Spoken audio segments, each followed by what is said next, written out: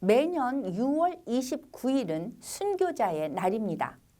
이 날이 되면 전 세계의 기독교인들이 순교자를 기억하며 기도합니다.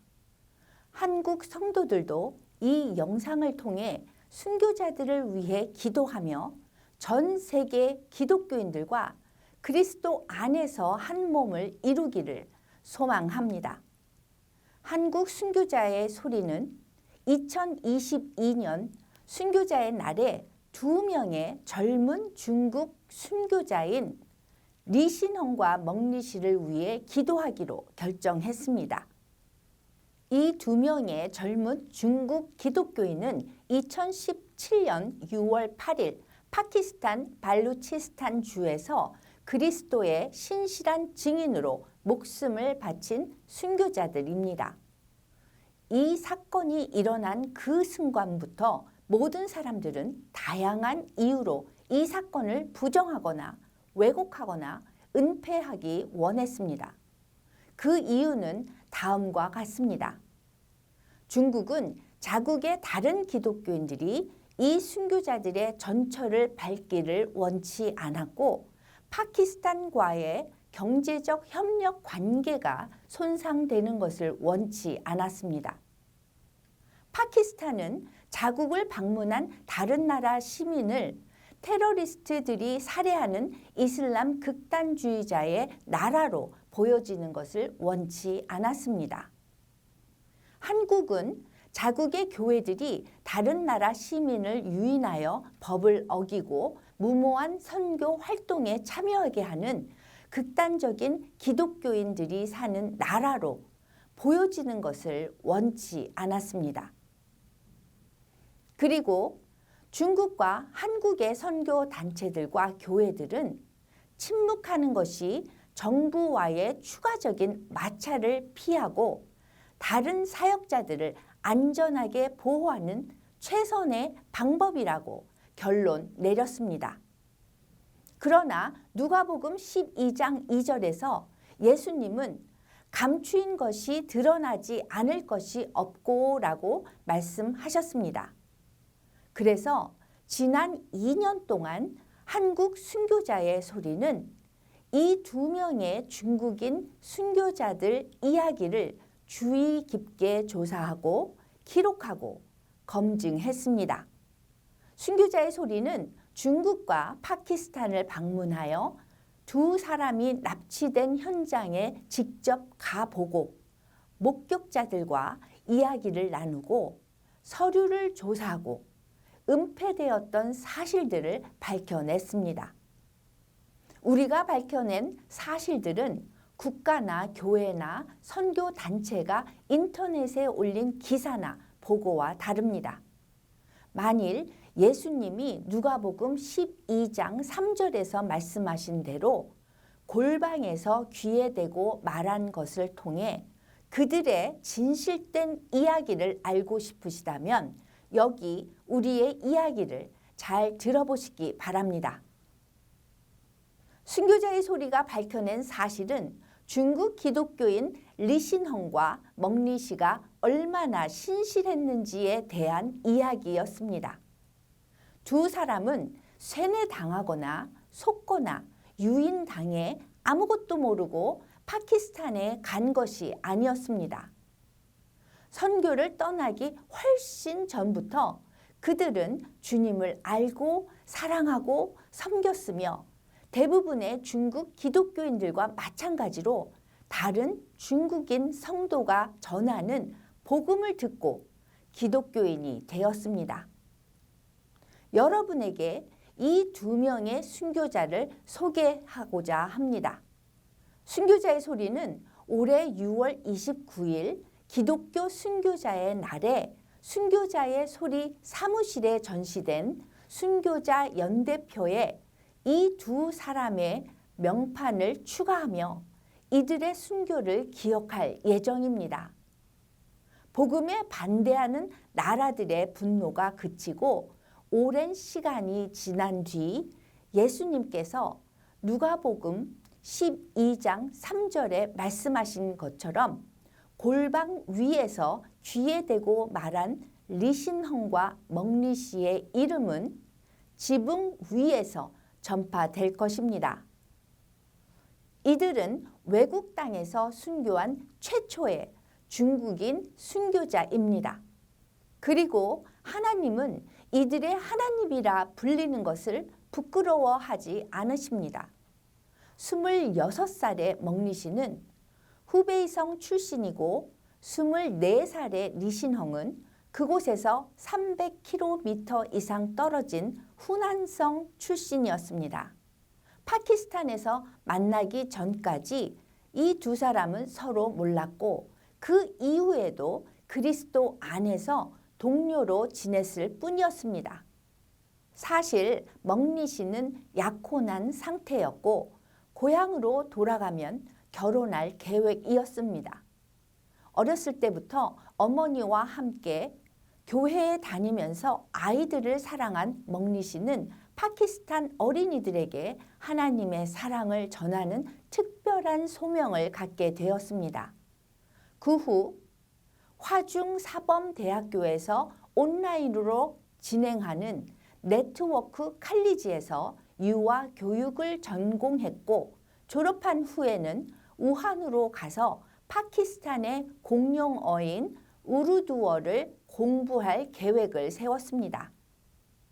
멍리씨는 2016년 7월 18일 베이징에서 터키의 이스탄불을 경유하여 파키스탄에 갔다가 8월에 다시 집으로 돌아왔는데 그것이 부모님과의 마지막 만남이 되었습니다.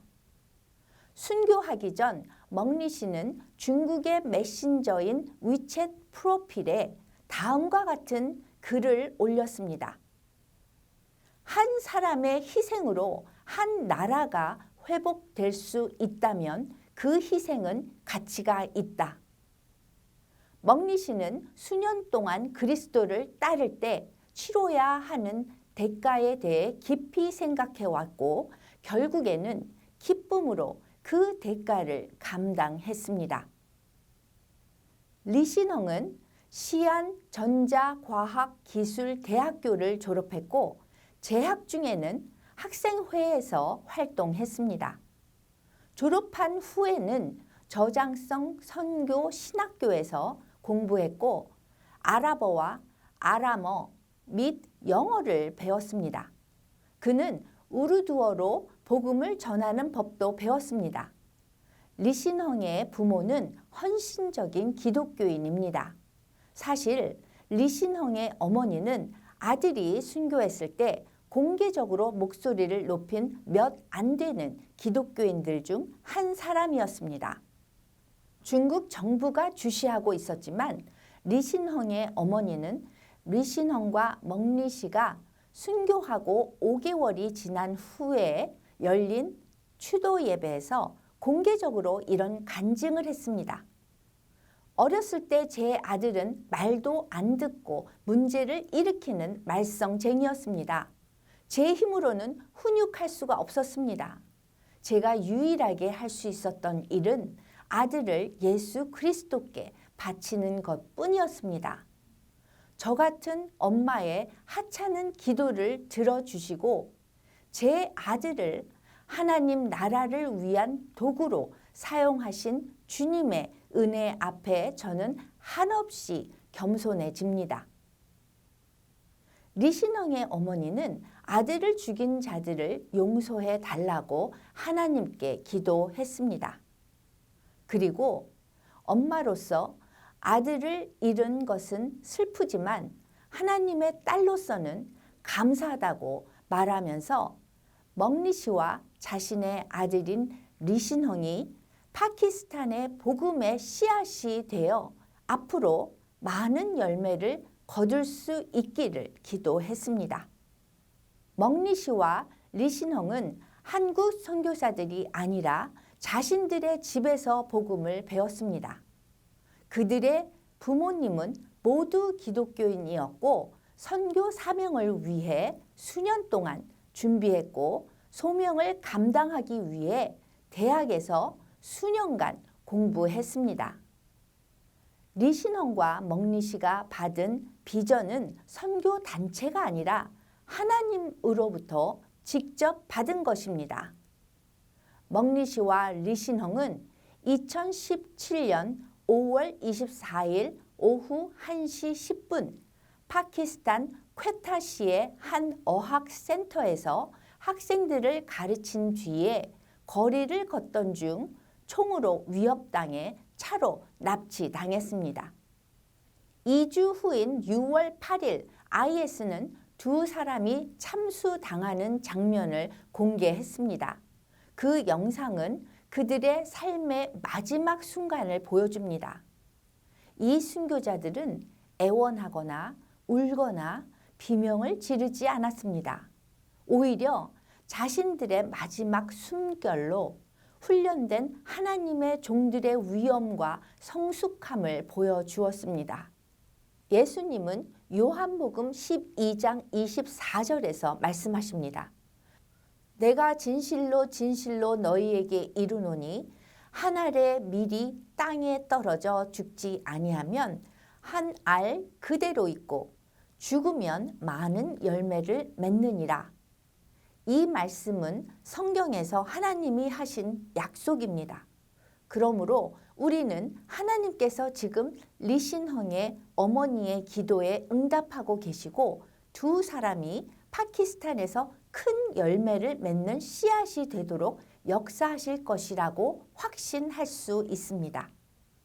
하나님께서 어떤 방법으로 그렇게 하실지는 모르지만 우리가 알고 있는 사실은 하나님께서 항상 약속을 지키시는 분이라는 것입니다. 아마 그 약속의 첫 열매는 2017년 12월 22일 파키스탄에서 맺혔을 것입니다. 인신매매 피해를 당한 어린이들을 포함한 파키스탄의 어린이들이 성탄절을 기념하여 옷을 비롯한 선물을 받은 것입니다. 파키스탄 기독교 단체 연합이 배포한 이 선물은 멍리 씨를 기억하며 파키스탄 어린이들에게 그리스도의 사랑을 전해주고자 했던 멍리 씨의 소망을 이루기 위한 것이었습니다. 멍리 씨와 리신홍이 죽은 뒤 중국 정부는 2명의 순교자가 나라 망신을 시켰다는 선전을 자국 내에 퍼뜨렸습니다. 원수 사탄의 악한 의도조차도 하나님께서는 선한 목적을 위해 사용하십니다. 리신홍 같은 또 다른 말썽쟁이 소년이나 엄마와 교회에 잘 다니는 멍리 씨 같은 또 다른 소녀가 중국 정부의 그러한 선전 메시지를 듣고 성령의 영감을 받아 정부에서 말하는 게 전부가 아닐지 몰라라고 생각할 수도 있습니다. 하나님께서는 순교자들을 사랑하시고 순교자들의 이야기가 항상 기억되게 하시며 앞서간 성도들의 발자취를 따라가도록 다음 세대 기독교인들을 훈련시키십니다. 이들은 그리스도의 신실한 증인으로서 생명을 바쳤습니다. 다음 링크를 통해 이 2명의 순교자들의 자세한 이야기를 만나보시기 바랍니다.